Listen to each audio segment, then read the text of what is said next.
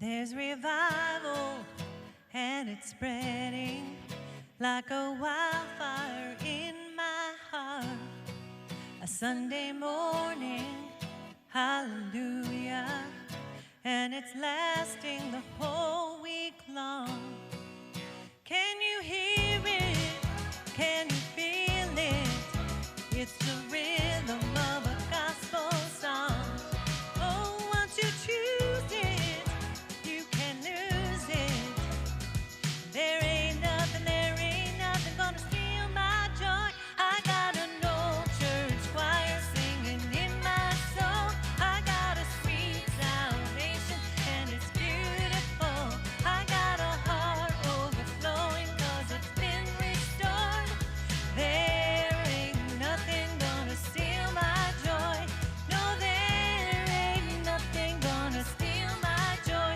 When the valleys that I wander turn to mountains that I can't climb.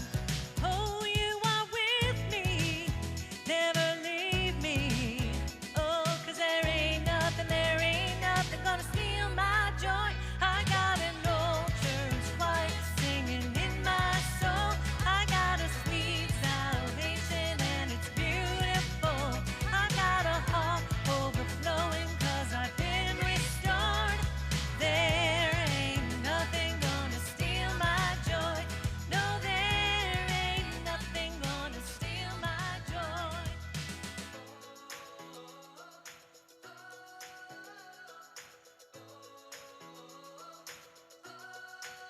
Clap your hands and stomp your feet till you find that gospel beat, 'cause it's all you'll ever need, all you'll ever need. Clap your hands and stomp your feet till you find that gospel beat, 'cause it's all you'll ever need, all you'll ever need. I've got an old church choir singing in my soul. I've got a sweet salvation and it's beautiful.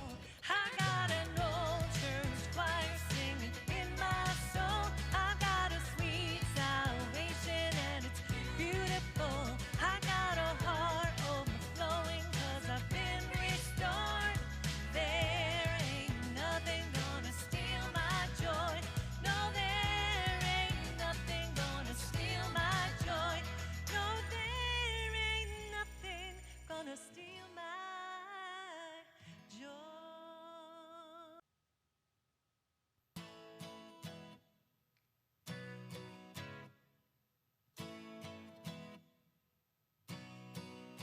There's revival and it's spreading like a wildfire in my heart. A Sunday morning, hallelujah, and it's lasting the whole week long. Can you hear it? Can you feel it? It's the rhythm of a gospel song. Oh, once you choose it, you can lose it. There ain't nothing gonna steal my joy. I got an old church choir singing in my soul. I got a sweet salvation and it's beautiful. I got a heart overflowing 'cause it's been restored. There ain't nothing gonna steal my joy. No, there ain't nothing gonna steal my joy. When the valleys that I wander turn to mountains that I can't climb. Oh, you are with me, never leave me. Oh, 'cause there ain't nothing gonna steal my joy. I got an old church choir singing in my soul.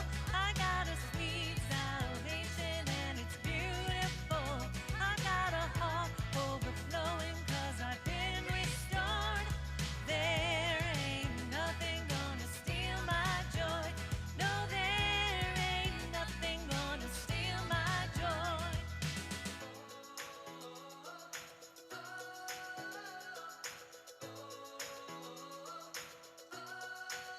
Clap your hands and stomp your feet till you find that gospel beat, 'cause it's all you'll ever need,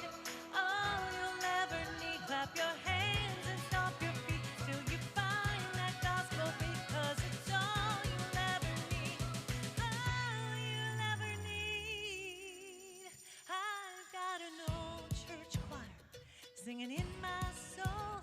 I've got a sweet salvation, and it's beautiful. I got an old church choir singing in my soul. I've got a sweet salvation, and it's beautiful. I got a heart overflowing, 'cause I've been restored.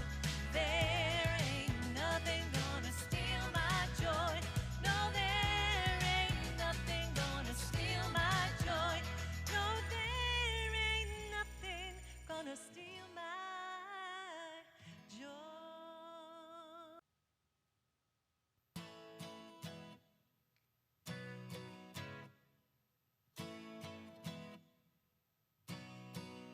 There's revival, and it's spreading like a wildfire in my heart.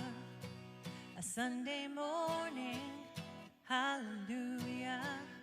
And it's Good evening, ladies and gentlemen, patients, patient families, and supporters. Welcome to a virtual Miles for Myeloma 2020. Tonight's program can be viewed on your smartphone, tablet, laptop, or home computer. You can watch along on the Miles for Myeloma website or on our Miles for Myeloma Facebook page.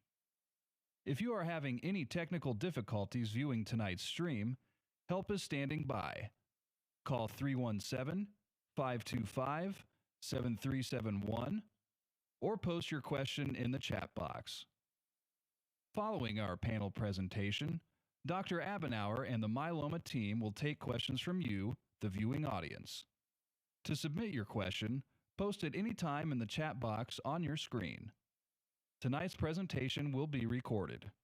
Now, on with the celebration.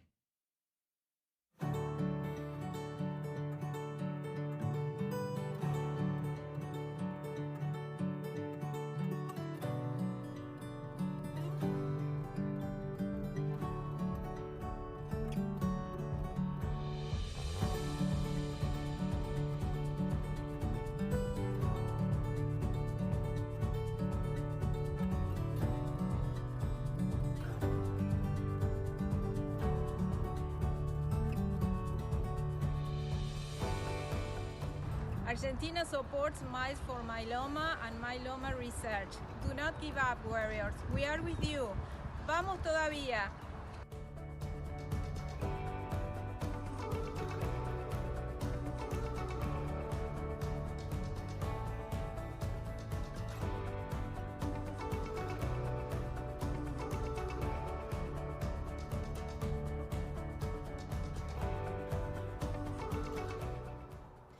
Hi, it's Stephanie, taking a minute from my trail run along the Wabash Heritage Trail to say that I am donating dollars and distance this year to Miles for Myeloma because I want to be part of the cure for patients like my husband, Brian.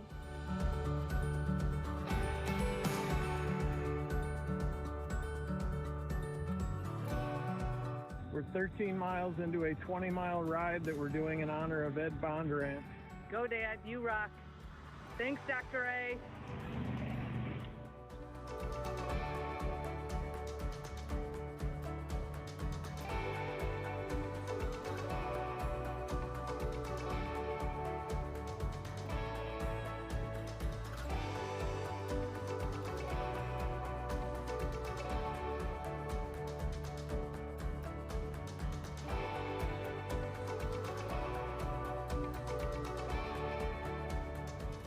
My name is Greg Tamer. I was diagnosed with multiple myeloma 5 years ago. I'm currently in remission thanks to the wonderful care of my oncologist, Dr. Wu, Dr. Farag, and the wonderful staff at the Cancer Center in Fishers, Indiana. And also Dr. Abonour for the world-class operation he's created. To my wife, my lover, and my best friend who's been by my side for the past 45 years. Jan is my why I fight, why I go through all the treatments required, why I'm excited for our future. And of course, I want to thank all of you caregivers who give your time, your money, and your energy to multiple myeloma. Thank you.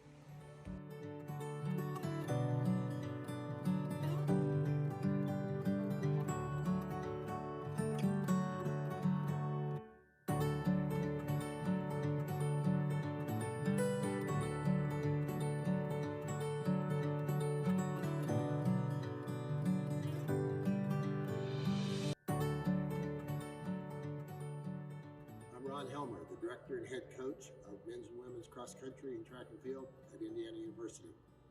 I was diagnosed with multiple myeloma in 2013. And since that time, I've been a proud supporter of Miles for Myeloma.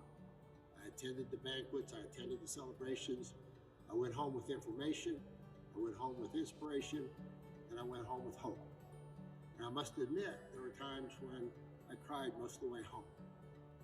As I contemplated how terrible this disease can be, but I still had hope because of Miles for Myeloma, and the people that it supports. I'm excited to help kick off the 16th year of Miles for Myeloma. And as we look at a short clip of my men's team taking a victory lap at our most recent Big Ten championship, I want it to be a reminder that there's victory laps in our future. Victory laps when research provides a new and better treatment and ultimately a cure. So, from Gladstein Fieldhouse on the campus of Indiana University in Bloomington, Indiana, I'm proud to introduce our host for the evening, Dr. Rafat Abonour, the Harry and Edith Gladstein Professor of Cancer Research. Well, what a pleasant surprise, Coach Helmer. Thank you very much for the kind introduction. It's an honor to be introduced by a wonderful man who brought great success to the track team at Indiana University.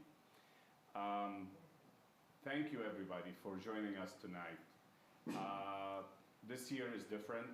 We're coming to you virtually, and as you know, we always love to be with you, and we love to be giving you encouragement in person, giving you hugs. I mean, the finish line is always amazing, but we will feel your warmth while you are staying home and staying safe. This time is like never we've seen before. COVID is a real disease and an ugly disease, and we need to be careful, and doing it virtually is the right thing to do. So with that, I think we will answer your questions. We are still here, still doing research, still taking care of you, because myeloma is not gone. COVID came, but myeloma still exists. I think we're all looking for the day when myeloma is history. With your help, with the dedication of the team that we have at Indiana University, Simon Cancer Center, and Indiana University School of Medicine, we will make myeloma history. So I would like to welcome all of you, the patients, the caregiver, the sponsor, to a wonderful Miles for Myeloma 2020.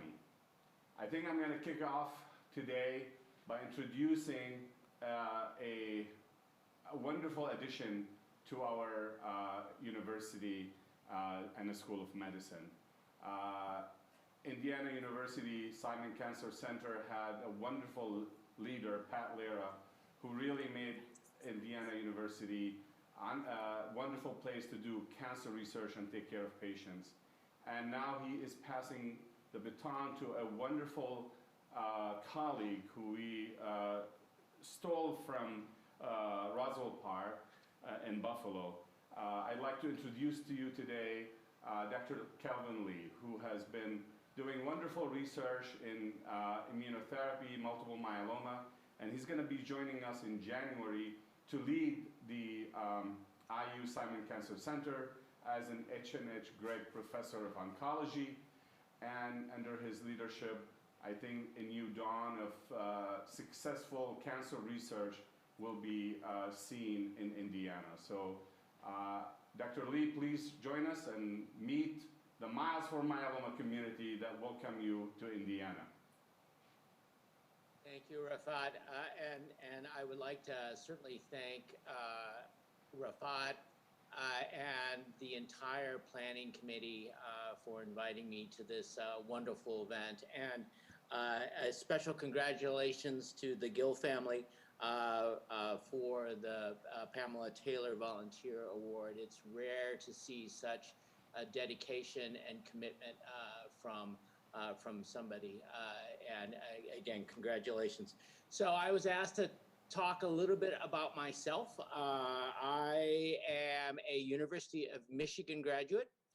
So I'm a Wolverine. So one strike against me for the folks at IU. I have been at Roswell Park up here in Buffalo, the Roswell Park Comprehensive Cancer Center, as the chair of immunology and the senior vice president for basic science. I've been here since 2006, and I'm a Bills fan. So another strike against me for those of you in Indianapolis. So what can I say to redeem myself? Well, I am a myeloma doctor. I actually take care of myeloma patients here at Roswell Park. Our laboratory does myeloma research. We're funded by the NIH and the NCI to do that. And I am exceptionally excited to join the outstanding myeloma team that you guys have at IU. Amber asked me to say, well, why am I coming to IU? And the number one reason that I'm coming to IU is because in IU's mission statement, it says, we are going to cure myeloma. And nobody says that. And it's astonishing that any institution would in fact go out of their way and publicly say, we are going to cure myeloma. So that's extraordinarily exciting. And that was, in fact, what I tell people is the number one reason that I decided to go to IU. And it really is a phenomenal time in the research that's being done, the clinical trials, the new therapies for the treatment of myeloma. It really is one of the most exciting times that I can remember. I've been doing this for about 30 years. I remember when we had essentially 2 drugs and nothing else for the treatment of myeloma, and the advances that have been made, even within the last 5 years, have been astonishing. So this is a great time to be in the myeloma field and to make the progress that we're making. And I want to say that the support of this group, Miles for Myeloma, is really so important.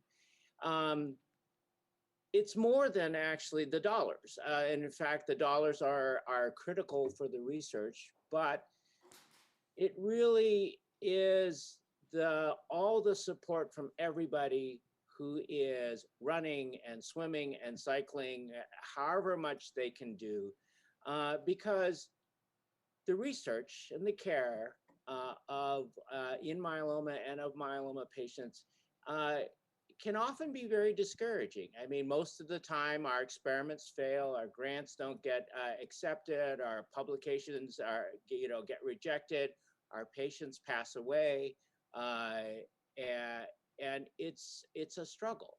And what is so important for all of us who do this is that we can look out there and see all of you doing amazing things to help the researchers, the clinicians that are working in myeloma, and amazing things that are just above and beyond. And it is so encouraging to see that, because as I tell all our scientists here, go out there and look. Those people they don't know you from Adam, right? But they're doing this because they believe in what you are doing. So we owe it to them and their families and their loved ones to do the best thing that we can do. So I have to, really say how happy and excited I am to be part of this. There's a saying that if you have much, give of your wealth, and if you have little, give of your heart. And it's very clear that all of you give of your heart, and with that, we will push this effort over the finish line, and we will cure this damn disease. So that's my discussion, or my introduction to myself, and why I am so excited to come to IU. Well, thank you very much, Dr. Lee. What a beautiful statement, and we're excited that you're going to be leading us to the finish line. I think with your help, with your leadership, we will cure myeloma. I like your determination, and we will be your soldier. So thanks for leading us. I would like now to introduce our team.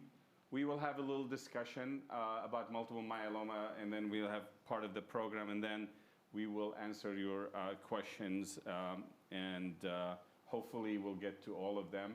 Obviously, you know where we live, so come and find us. We will answer your questions.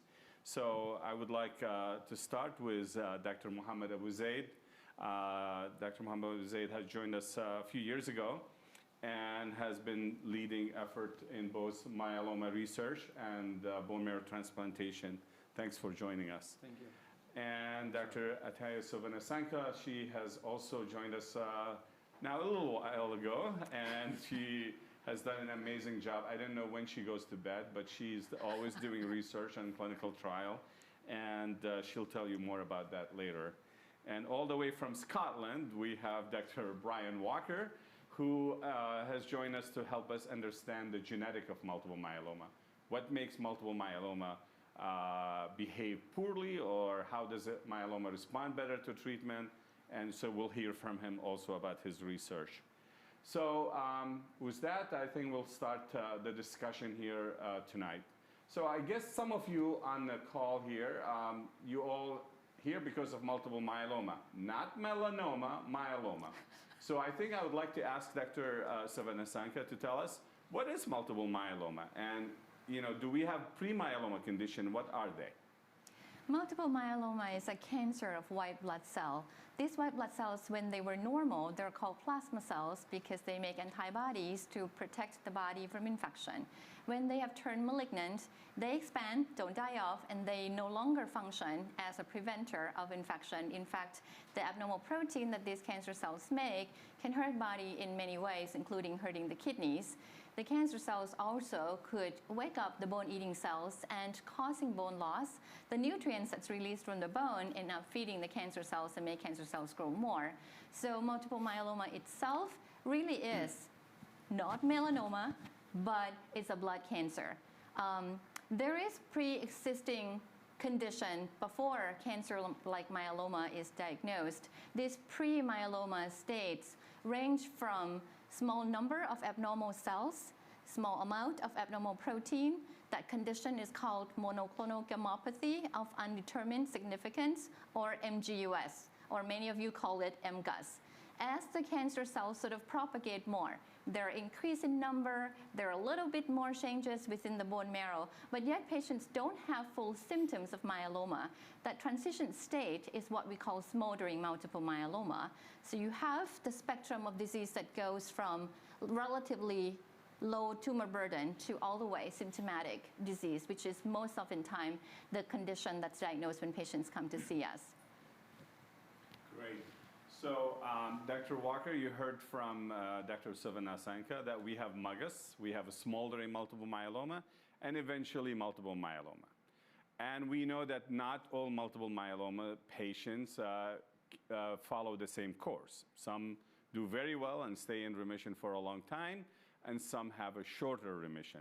So can you tell us how we go from MGUS to smoldering, and why some patients have good myeloma and some patients have bad myeloma? Yes, sure. So patients with MGUS, generally what we find in their tumor cells is that there are very few changes. So they're recognizable as an early precursor of myeloma because there are many things in common with myeloma. But in general, there are fewer of these changes, fewer mutations, fewer chromosomal abnormalities. When we progress to smoldering myeloma, we find that the frequency of these abnormalities begins to increase, and it continues to increase through to the myeloma stage as well. Some of the work that we've looked at has been trying to figure out what makes a high-risk smoldering patient versus a standard risk patient, so which patients are more likely to progress to myeloma in a shorter time frame. And so we can identify some mutations in genes and some other changes in the DNA, such as chromosomal changes, which are more associated with a shorter time to progression. The same is true for myeloma as well. So we've done lots of sequencing studies from tumor cells, from patient studies, encompassing thousands of patients. And what we find is that some abnormalities, again, are associated with high-risk disease. These are often involving a gene called TP53, which is a tumor suppressor gene. And so it gets deleted or knocked out or becomes non-functional, which allows the tumor cells to divide more rapidly. And so these patients are generally at higher risk for remission or not responding to treatment. Thank you. So it's complicated. That's why we have you here. Yeah. Thank you, thank you. And now, Dr. Abu Zaid, you heard about MGUS and smoldering multiple myeloma and myeloma. So I'm a patient. I walked into your clinic with one of these conditions. What are you going to tell me? All right. So, Rafat, that's a great question. So, like we heard from Dr. Suvanasanka earlier, she said that myeloma is a blood cancer. So whatever treatment you have, it has to go all over the body. You need something to reach all over the body. It can't be just, you can't surgically take it out because it's spread by blood. Dr. Walker told us that these cells change over time from the MGUS stage to the smoldering stage to the myeloma stage. And as they progress and as they adding more and more mutations or typos to their DNA, these cells become, the kids and grandkids of those initial myeloma cells become a little different from each other. And so the problem is with these mutations and what they call subclones or subfamilies of myeloma cells, and that's all inside of the one patient. Some of those myeloma cells become a little bit resistant to some of the agents we use. And so to better treat, let's start with myeloma. Let's start with the one that really need treatment because it's really causing problems right now to that patient, whether it's destruction of the bone or kidney problems. If you need to treat that, you need a combination of chemotherapy drugs, and usually we'd use 3 or 4 drugs. Which drugs to use is a very good question that's being tested in a lot of clinical trials right now. And so I think when we're talking about a myeloma patient, the other thing is no myeloma patient is the same as the next patient that's coming in. So the right combination for you may be different from the next patient that I see. And so that's what we're trying to do with precision medicine or personalized medicine, where Dr. Walker can help us with that and try and understand where are the mutations, where are those typos, the mistakes in the DNA, and how can I match the treatment best to the patient. Now, if we think about MGUS, most patients with MGUS, 90% of them, they won't progress to myeloma in their lifetime. And so 90% will never need any treatment. And the right thing to do for those patients is to observe them and spare them any side effects or cost of the chemotherapy. The smoldering patients is more trickier because a larger percentage of those patients can progress to myeloma in their lifetime, yet some of them may not progress to myeloma.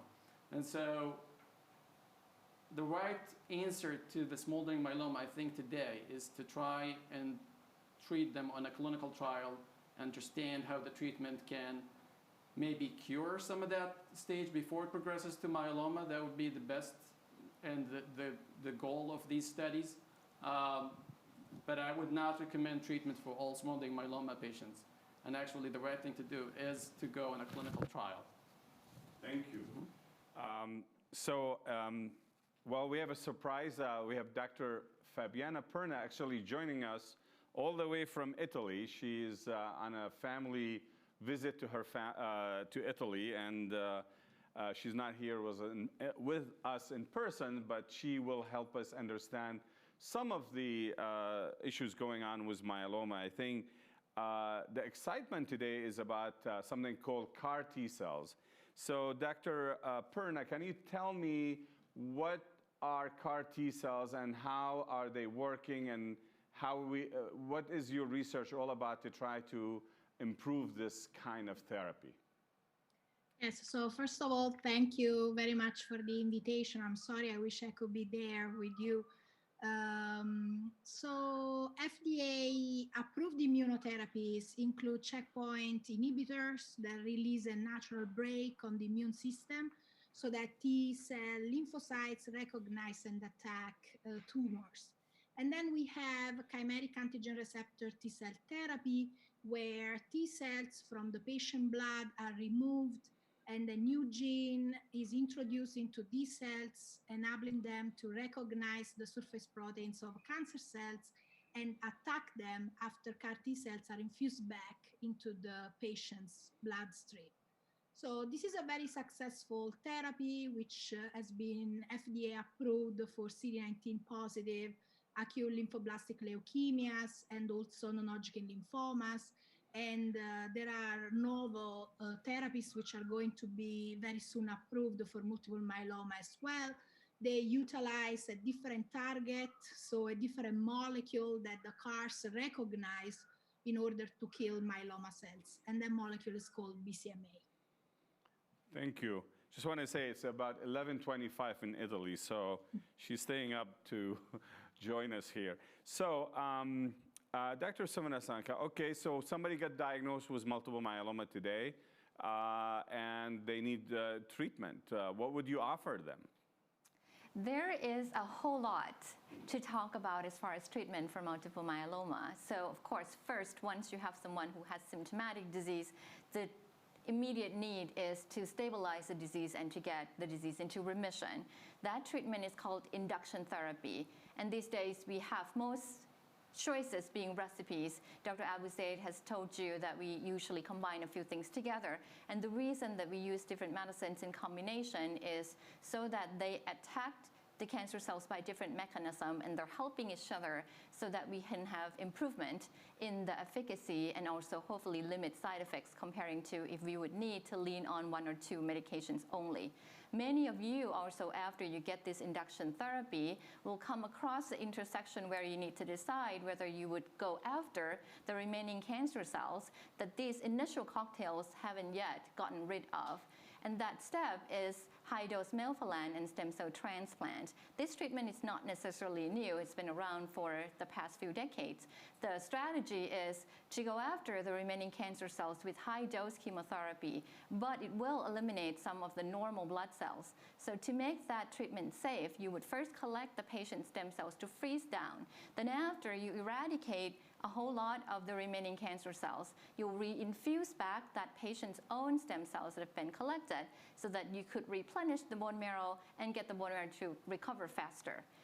At this point in time, we would think that we've already gone so aggressive as to get the myeloma cells to die down to the lowest amount. Then there will be another discussion to talk about, well, how do you maintain remission once you get there? And many of you are on some form of what we call maintenance therapy, which is a low-dose treatment that try to suppress the cancer cells. In the big picture, we sort of have families of drugs that we use for myeloma. The high-dose melphalan and transplant I talked about is what we call classical chemotherapy. But we also have steroid, which many of you use, and I must admit it's one of the things I hate the most in myeloma regimen because the side effects are tricky for many patients, including high blood pressure, high blood sugar, sort of anxiety, jitteriness, and so on. Then there's a family of drugs called immunomodulatory agents. These are your lenalidomide, thalidomide, or your pomalidomide, and it works partly by waking up the immune system, and we already talked about why that's so important to help with the cancer killing. The other family of the drug is something called proteasome inhibitor, and that group of medicines such as bortezomib or Velcade, or carfilzomib or Kyprolis, and another oral agent called ixazomib or Nilaro, hurt the cells by blocking down the way the cancer cells degrade waste products within themselves. So you can see that when you use these combinations of choices together, they're kind of going after the cancer cells in different ways. All of these aside, the newest kid in the block is what we call immunotherapy. You heard about the CAR T cell by Dr. Perna, but also there are some antibody therapies that are already available and the next generations to come that are in development. Antibody therapy use a tool where antibodies are synthesized in the lab, and it's targeted specifically on the surface protein of the cancer cell. So say I am the cancer cell hanging out among my good friends. the rest of your doctor team here, they're good people. They won't have the target for the antibody. So antibody comes in, bind on to me, and it calls on to the immune system to come and gobble me up. So that's another very specific way to go after the cancer. And it's now being integrated in all kinds of recipes we have. The antibodies that are already approved are something called daratumumab or Darzalex. There's another antibody that targets the same molecule on the surface of the cancer cell called isatuximab or Implicity. I'm sorry, isatuximab, and the other one bind on to something called SLAM-F7, and that one is called Implicity. So you have a variety of things that are mostly just new within this past decade, and we're excited to share with you about more. Lee, I think you had 2 drugs, and now we have about 13 drugs, so amazing time. So 3 or 4 drugs for induction, Dr. Abu-Zeid? So I think that's a great question. I think for some patients with a high-risk myeloma, if you can treat them with 4 drugs, and you can do that, we have seen that the 4 drug can achieve better remissions, deeper remissions, kill more myeloma cells. But for some patients, 4 drugs might be just a little bit too much, and you can achieve that with 3 drugs. And so I think the big question is, how can I tell ahead of time that you will need 3 versus 4, or maybe just 2? It's all possible, and trying to learn more about these myeloma cells and about the mutations and all that is very, very important to try and personalize therapy. Great. So can you tell us the difference between, because people worry about it when they hear genetics, of myeloma, the high risk or low risk. Is that something they inherited? Is it in their, DNA, or what is it? Can you tell us? I can try. We don't really think of myeloma as being an inherited disease. There are occasional families where there's a higher incidence of myeloma within them. But in general, if you have myeloma, you haven't inherited it from your parents and are not likely to pass it on to your children either. And so mostly there have been some studies looking at inherited genetics for myeloma, and they have found some changes in some genes which are associated with predisposition to myeloma, but these are really a really minimal risk. We're talking about going from a 1 in 100,000 risk for one person to maybe having a 2 in 100,000 chance. So although it's double, it's still negligible, really. So it's not in the family genetic right now, so don't worry, but I think we'll talk about that later. So we will come back and answer more questions. I think at this time we're going to take a little break to hear from a wonderful person who I've known since I started Miles for Myeloma, Amber Sensi. She really was, the propel multiple myeloma and Miles for Myeloma, and now she is directing fundraising for the Cancer Center. So I would like to welcome her and thank you for all the things you do for us. Thank you, Dr. Abonour. As Dr. Abonour mentioned, I have the privilege of serving as Director of Development for the IU Simon Comprehensive Cancer Center. And I also have the privilege of saying that I've been with Miles for Myeloma since the very first mile 16 years ago.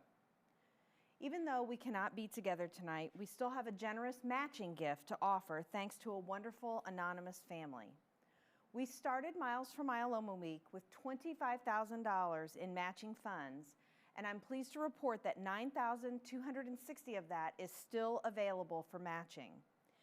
Every gift made via text to give or received in the mail through October 31st will receive the match up to $25,000, so please consider making your gift tonight.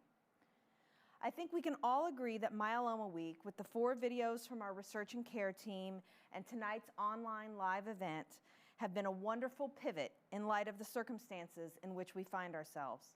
I'd like to introduce you now to the person who made all this happen. Believe it or not, she has only worked in our office for 5 days and from her house since the shutdown in March. She's demonstrated an incredible understanding of the urgency with which we approach Miles for Myeloma, and her creativity and professionalism are reflected in all that you have seen this week. Please welcome my colleague, Ashley Wall, your new Miles for Myeloma liaison.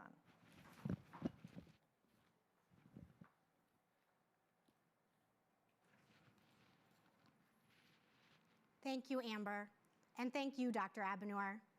Good evening, friends. I am truly humbled to take the baton as the next steward of this remarkable program. As you will come to learn about me, I love the power and promise of dreaming big and setting audacious goals.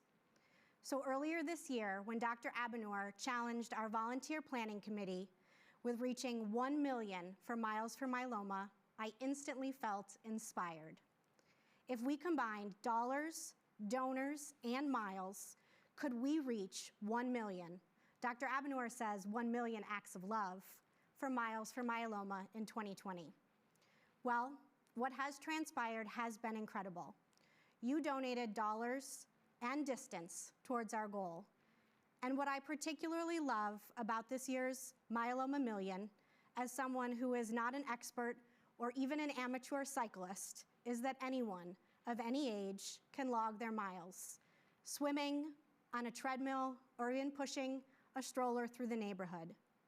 With every dollar, every mile, and every person you tell about Miles for Myeloma, you are giving us a gift that will help our remarkable team of experts inch closer to the finish line of finding a cure. So don't stop. There are 76 days until 2020 wraps. Already, Miles for Myeloma has logged over 80,000 miles and raised in excess of $200,000 for myeloma research and patient care. But what is even more inspiring to me is the sheer number of our donors. Over 800 people have given a gift this year. And this has been a year of incredible challenges. We know many of you have been impacted by this global pandemic. The fact that you have stood with us this year despite economic hardships, health challenges, and the absence of our wonderful annual ride and dinner is incredible, and it's truly a testament to this beautiful community. Of course, Miles for Myeloma would not be possible without the generous support of our patients, caregivers, and corporate partners. We would like to recognize tonight's platinum sponsor, Bristol Myers Squibb, our gold supporters, and our 2020 Tour champions. And I want to personally thank the incredible volunteer planning committee for their awesome effort this year. I had so much fun getting to know all of you, even over our many Zoom calls. Finally, this virtual week has us filled with information, education, and hope, thanks to the participation of our expert research and patient care team who brought you the series Myeloma Med Talks. So we hope you'll take a few minutes to check out these short video updates that will continue to live on the Miles for Myeloma website. And now, Dr. Abonour has a few questions to answer from our viewing audience. Thank you so much, and thanks to every person who really trying to make a difference and make myeloma history, the partners, the patients, all the wonderful donors, cyclists, runners, and swimmers. Okay, we have a lot of questions. I don't know if we have time. Can we do 3 more hours? Maybe not. Okay, so I think a lot of people are, I don't know who want to take a jab at this questions, but both feel welcome, the clinician, to answer this question. How does COVID-19 affect patients with comorbidity like multiple myeloma? Is anything specific about how we approach patients with multiple myeloma during this pandemic? So you can go ahead, Dr. Abu Zaid, and then. I think that's a great question, Rafat. It's an important question. COVID is relatively new. We're learning about it every day, and lots of studies are coming up. And so my answer from March is probably different from my answer today, and it's probably going to be answered in 3 months from now if you ask me about COVID. We started seeing studies early on that cancer patients have higher risk for complications, and that can be seen if you're on chemotherapy, the immune system isn't very strong. But there are also more recent studies that does not look like the outcomes are very different between cancer patients and those who have maybe other complications. I think at the end of the day, like I consider myself with a healthy immune system. I don't have cancer. I'm not on chemotherapy. I'm doing everything I can to stay away from COVID, and that's, I think, the message that you should get. Wear your mask, socially distance, don't be in large groups, and just do everything you can to stay away from COVID. And I had friends and family that had COVID, and they were healthy and ran into complications. And you really don't want it for anyone you love. Don't want it for your patients or your family at all. So it's a good advice. Can you add something? Yeah, so I mean, I think about COVID as if you would think about viral infection in patients with multiple myeloma. Patients with myeloma generally could be having lower level of antibodies that would defend themselves from infection. And COVID is really one of those as well. So this puts you at a higher risk of acquiring something and might not be able to get rid of it. Luckily, there are not that many myeloma patients who've been reported with COVID, and there is now a national attempt to try to capture this data so that we can understand better what happened if myeloma patients catch COVID. I think the general rule of thumb, as Dr. Abuzaid has already said, is prevention. Now, in addition to the general prevention that you otherwise would do, this is also a situation where we would like to work with your local hematologist, particularly any of you that come from a distance. This would be the time where we resort to virtual visits and spy in on you in your own environment and work with your local doctors. I miss hugging my patients.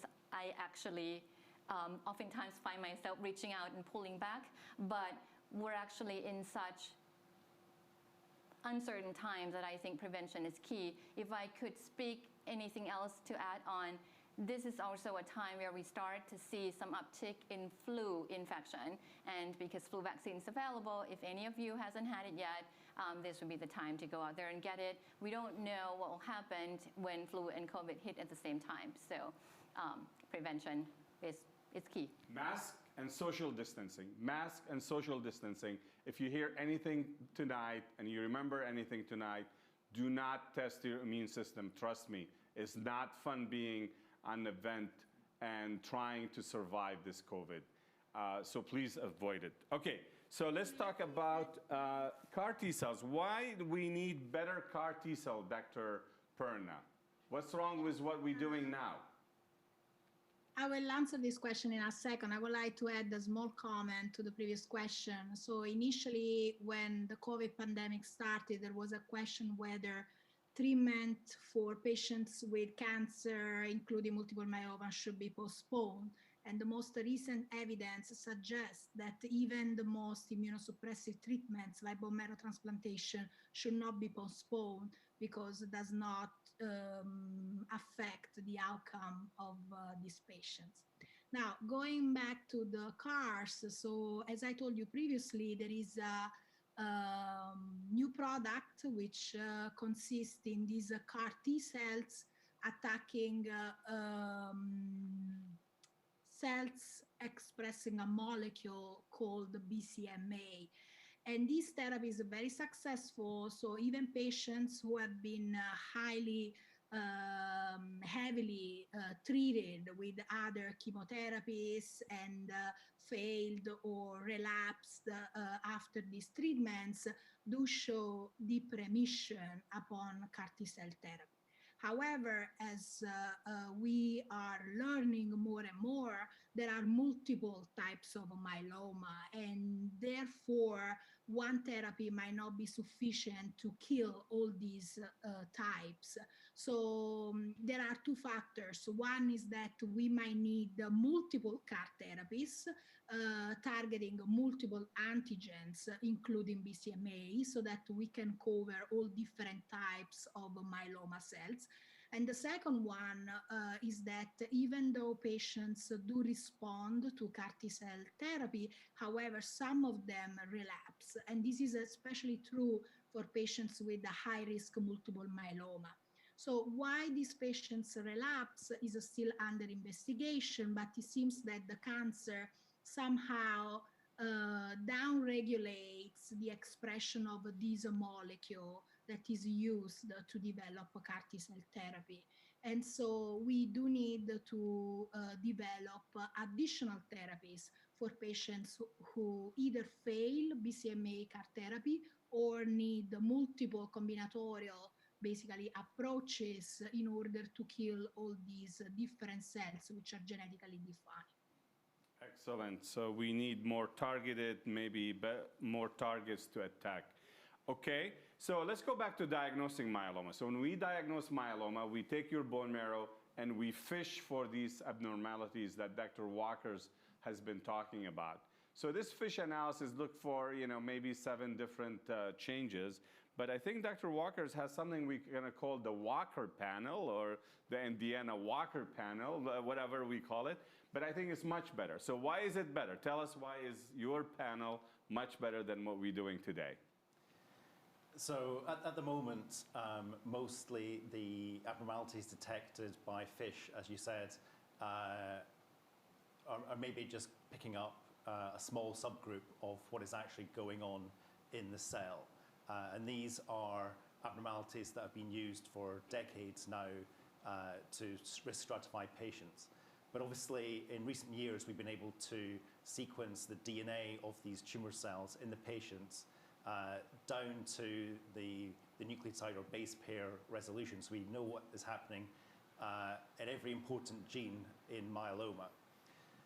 And we can identify these changes in the DNA. And so it's important to do that both because we can now, we're now better at risk stratifying patients based on this, having more information in each gene.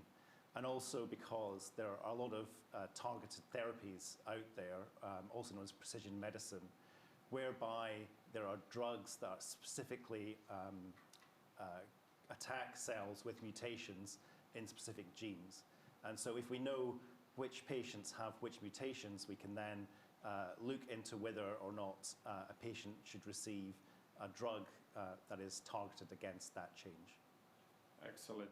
So we're very excited about getting that here. So I think let's go to Buffalo. Why don't we do Dr. Lee? Do you want to help us put it together? I mean, how are we going to cure multiple myeloma? What do you think the elements that need to be overcome to cure myeloma? Simple question. So I think that, as the panelists have all indicated, myeloma is a very complex disease. And one of the things that we are very clear about, as we've discovered, is that myeloma is not just the cancer cell. Although the cancer cell has lots of different parts and a lot of what we call heterogeneity. There are lots of different tribes of myeloma within the same patient that all are variably resistant to one chemotherapy or the other chemotherapy. We've also discovered that myeloma cells are very dependent on the bone marrow that they live in. And so in the lab, if you take myeloma cells and you purify them away from the rest of the bone marrow, they're dead within a day. So they are critically dependent on their interactions with that bone marrow to survive. So, and that gives them the resistance to chemotherapy and a variety of other treatments. So what I think is the exciting thing is that as we understand more of the biology, not only of the myeloma cells, but the soil that they grow in, that what we are finding is that it's really going to take, I suspect, a combination of therapies to target all those pieces that are keeping the myeloma cell alive. So I think that what we're going to see is a combination of the induction chemotherapy, possibly the high-dose chemotherapy as consolidation, but also the introduction of immunotherapy to not only use chemotherapy to kill the myeloma cell directly, but also use immunotherapy to target those cells that are still resistant to the chemotherapy, and other modulations that will target the soil that the myeloma is growing in. So I think that what we're going to see is this combination of therapies that are going after different parts of the myeloma that are keeping it alive. And that's why I think that the research in this area is so critical, because without the research, we won't know what we're going after. So I think that that's really the exciting thing. And now I think we are at that critical stage where we are at the point where we can actually get at this research, get at the fundamental biology, and then move all those discoveries into the clinic. Excellent. What a nice set. You said it really right, so I can ask Dr. Abu Zaid, why the Indiana Myeloma Registry is going to be very important for researcher at the cancer center here, the Simon Cancer Center. Oh, I think that's a great question, Rafat. I think so. The Indiana Myeloma Registry is basically a mechanism for us to write the myeloma story for each patient that we see at IU, and eventually that is diagnosed with myeloma in the state of Indiana. And so the thing about myeloma is that not only myeloma cells in the same patient are different from each other, and you really need to kill all of them to cure the disease, but also they are very different from one patient to the next patient. And so what the Myeloma Registry is doing is trying to catch and capture that story as it happens in real time for all of the patients, so we can learn what is working for patients and what is not working for patients. And it's collecting samples from the bone marrow of those patients in real time that is preserved and available for all the researchers, Dr. Walker, Dr. Perna, and Dr. Lee. When he joins us in January, we'll have access to that, and a lot of other researchers on campus that could use these samples. And we have I'm responsible for collecting with the team that we have, Melissa and Hannah and Manju and all of the other folks on the team that are collecting all the information that are relevant to know how these patients are doing. And so you have the samples and you have the clinical information. You can put those together in one place and learn from that and use those samples to find new treatments and new technologies and all of that. Yeah, so that's really very important. So we want every myeloma patient diagnosed in Indiana to be in that registry. Their clinical data, their outcome data, and their genetic data will help us understand myeloma better, because not all myeloma patients are the same, and we need to have the right treatment for the right patients. Okay, immunotherapy in 1 minute. So you have antibodies, you have bispecific, you have CAR T cells, and you have conjugated antibodies. Who's going to win? And why we have so many? It is a great question. Truth is, there are a lot that are going on because there may not be one winner, but there may be winners. So I talked to you a little bit about an antibody, of what it's able to do to bind on to the cancer cells and mark them for destruction. But that's really the first stage. Once you actually have that naked antibody, there are now a whole lot going on to improve upon that platform. So we have what we call antibody drug conjugate, where antibodies kind of carry the little poison with it, send it to the cancer cells eat up the whole complex, and that poison's released and kill the cancer cells from within. So that newer antibody was just approved by the FDA for patients who've already failed 4 things before. So that is what clinical trials translate to real life.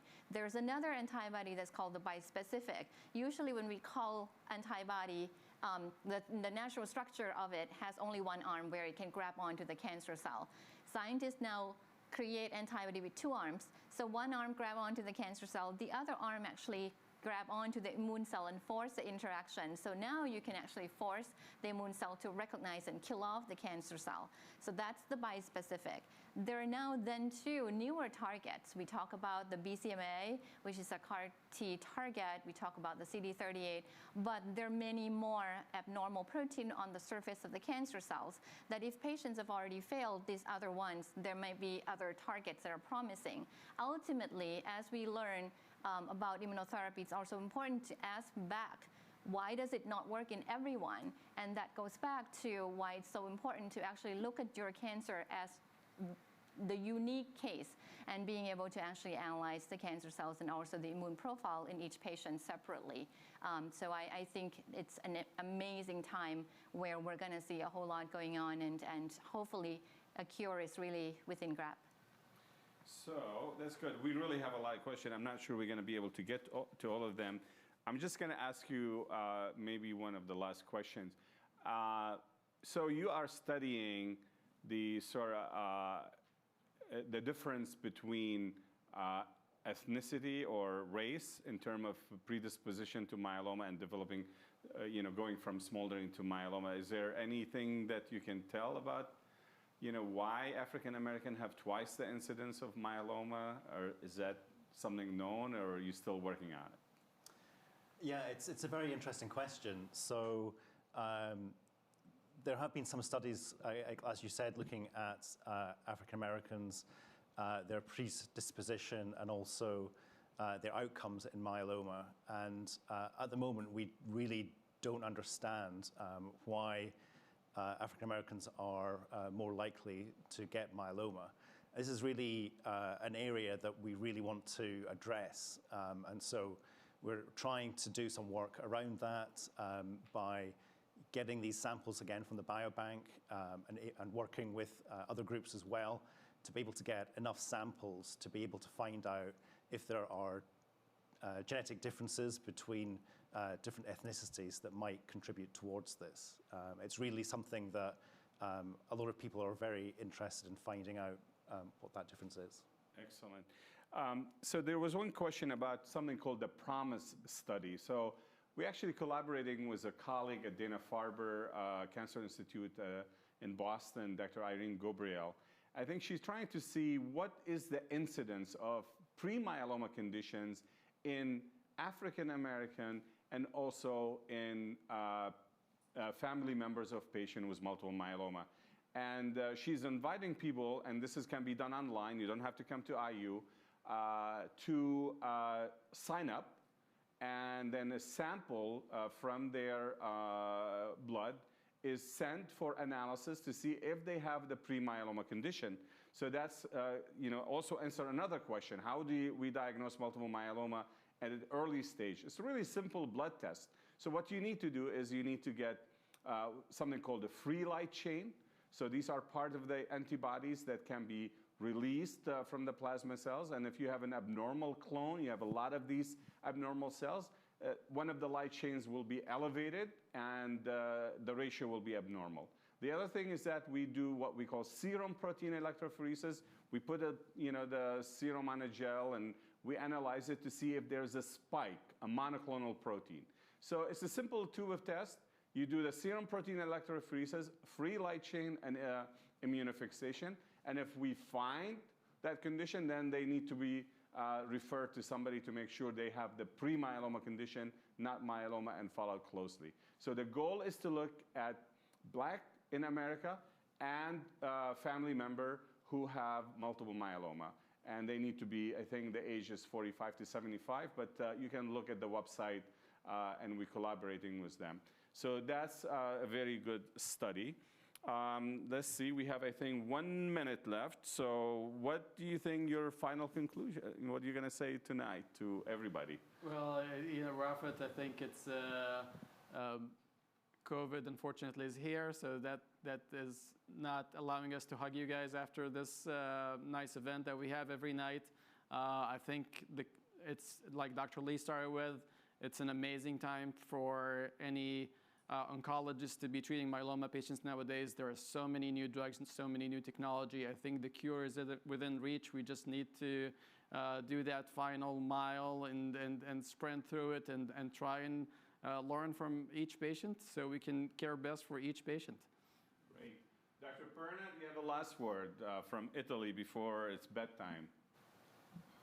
Well, as a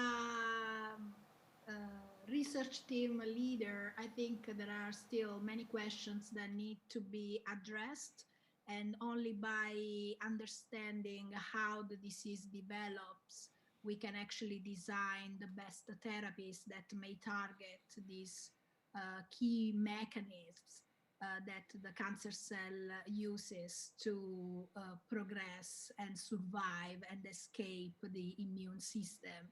And therefore, we're doing our best to devote our time to myeloma research and it is very critical to continue supporting these efforts.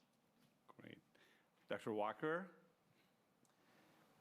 Yeah, I mean, I think it's an exciting time for the myeloma team at IU. I've only been here for a year now,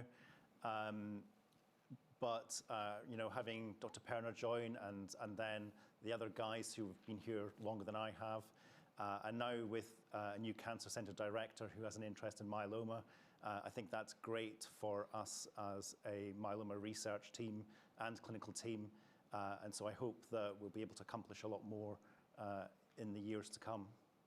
Yeah. Okay, we're pushing our luck. You're next, Dr. Savannah Sanka.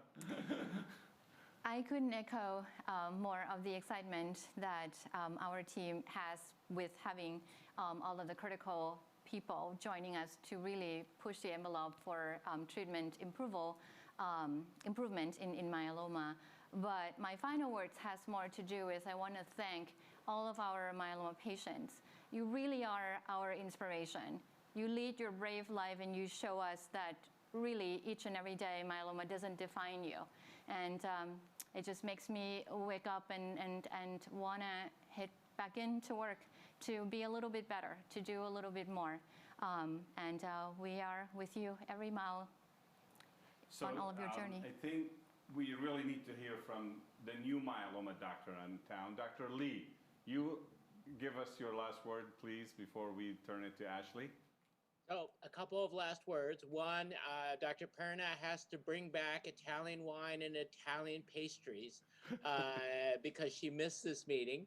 But what I would like to say to everybody is that you guys have a phenomenal world-class myeloma team at IU.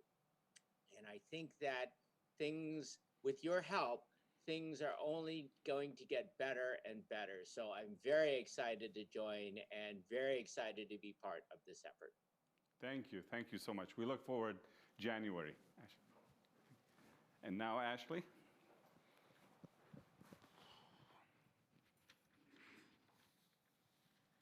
Thank you, Dr. Abonour. For those of you who were with us last year, you remember the announcement of the creation of the Miles for Myeloma Pamela K. Taylor Outstanding Volunteer Award. Many of you who knew and adored this award's namesake, Pam Taylor, knew how much she loved Miles for Myeloma and believed that our efforts make a measurable impact in the quality and quantity of life she and her fellow patients experience. Over the years, Pam's fundraising efforts raised more than $100,000. She rarely missed a planning meeting, so I'm told, and had unwavering support of M4M. This year, we recognize another woman who serves this mission with the same selfless spirit. We are excited to announce that the 2020 Miles for Myeloma Pamela K. Taylor Outstanding Volunteer Award goes to Soledad Deca. Soledad, or Soli as she is known to the group, began her involvement with Miles for Myeloma only last year. In her initial discussions with our staff, it was clear that she was brimming with ideas and so much passion. Her dad, Ricardo, originally from Argentina, but now living in Indianapolis, was a newly diagnosed patient of Dr. Abonour's. Today, along with her brother Marco, Soli manages her dad's care, making their already close-knit family a priority. But since Ricardo's 2019 diagnosis, Soli has demonstrated the desire and tenacity to always do more. In September 2019, Soli and her brother organized a fundraising spin event called Cycle the Cure. Held at Cycle Bar in Carmel, Indiana, this indoor cycle class was a hit with family and friends, many of whom had never ever heard of multiple myeloma. Her very first volunteer fundraiser, aimed mostly at millennials, raised over $3,400. But in 2020, Soli returned as a leader of the Miles for Myeloma Volunteer Planning Committee, a group of dedicated individuals committed to raising awareness and funds to support myeloma research and patient care.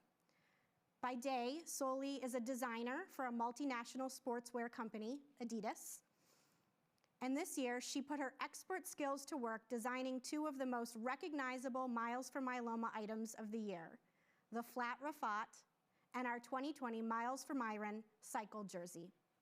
In addition to being a lovely human and a next-generation philanthropist, Soli also lent her talents to public works of art celebrating the need for more diversity and inclusion in our community. We congratulate you, Soli. And here's a special message. 18 months ago, we didn't know what multiple myeloma or flat Rafat were. Then I actually got quite sick. Luckily enough, we got to know Rafat. He became my doctor, but then family support was great. So I'm here with Marco with the multiple myeloma shirts doing some biking.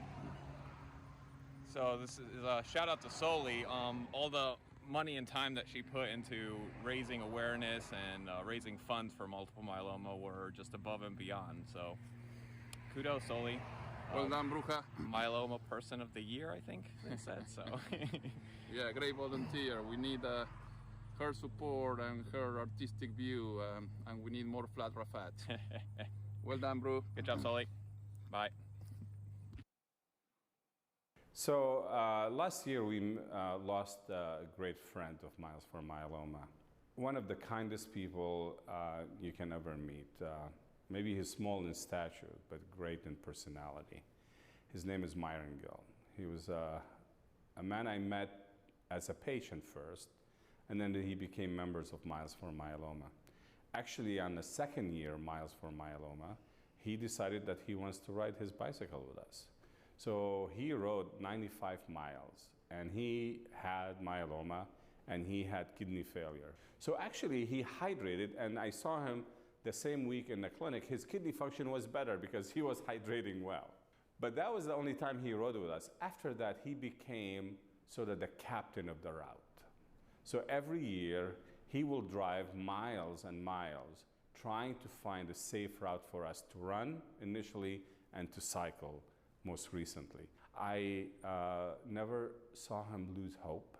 He was always positive, he was always kind, and this guy worked all of his life. I mean, and you know what we loved about Myron and his wife is that when we were training, one of our stop was at his house.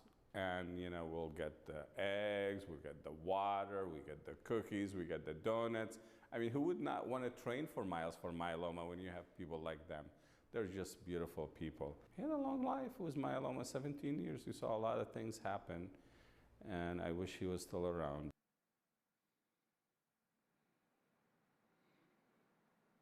I think in the near future, with all the technology that we have today and the smartest people that we have working on it, I think that we'll come up with a way to cure it. And I don't think it's going to be very long before they do that.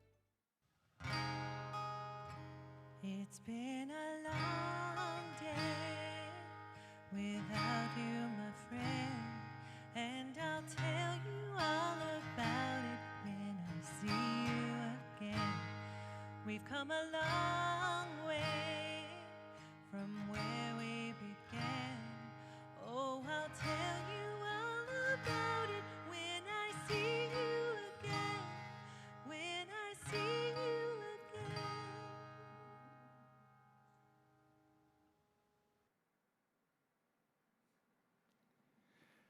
Well, I love that man. I mean, it was a wonderful man. And actually, you know, our team, we love our patients. We love their families. I mean, congratulations, Sol. You've been an amazing volunteer, and I know why you're doing it, but you've been generous with your time.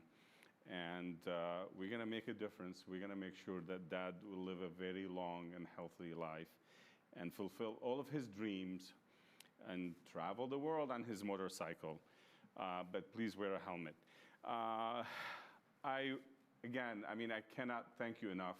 This is an unusual time, and you know, this is when we say thank you, and we hug you, and we cry together, and we laugh together, and I think we can do it together. That's what we need to do, because myeloma is an ugly disease. I really hate myeloma. Everybody on this team hates myeloma. We love you, but we hate myeloma. We're going to get rid of myeloma with your help. It's going to be a team effort. Everybody will work toward getting rid of this nasty disease. So thank you. I mean, it's amazing to see the number of people have joined us, you know, the number of patients on the Indiana Myeloma Registry, the number of the clinical trials that Dr. Suvannasan kept bringing, the research that is conducted by Dr. Walker and Dr. Rudman and Dr. Perna, and you know, very soon Dr. Lee, is going to make a difference. We promise you, we hate myeloma. We're going to get rid of myeloma. So thank you. Let's keep the fight. And I know it's not a fight, it's not like a war, but it's really, we need to get rid of myeloma because you need to live your life. Keep it in the back mirror like Myron did for 20 years. And that's the goal, to live a long, healthy life and make myeloma history. So let's hope that we get rid of COVID, and next year we'll have a real, honest-to-God Miles for Myeloma, where we ride, we come to dinner, and we celebrate life. So God bless you. Thank you.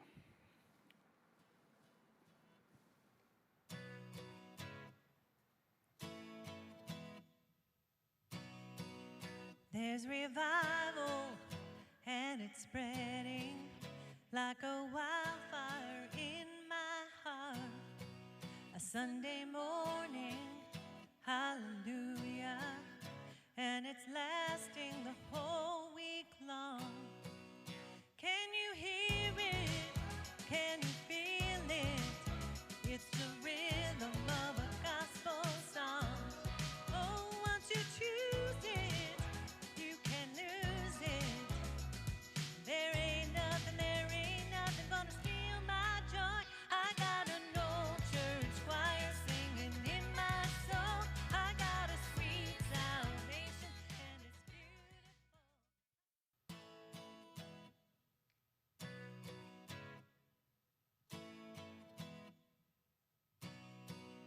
There's revival, and it's spreading like a wildfire in my heart.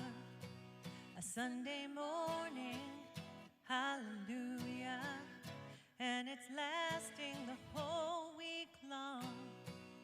Can you hear it? Can you feel it? It's the rhythm of a gospel song. Oh, once you choose it, you can lose it. There ain't nothing gonna steal my joy. I got an old church choir singing in my soul. I got a sweet salvation, and it's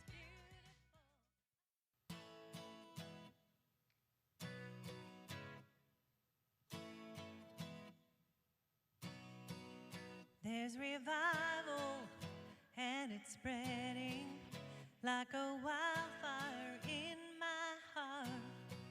A Sunday morning, hallelujah, and it's lasting the whole week long. Can you hear it? Can you feel it? It's the rhythm of a gospel song. Oh, once you choose it, you can lose it. There ain't nothing gonna steal my joy. I got an old church choir singing in my soul. I got a sweet salvation, and it's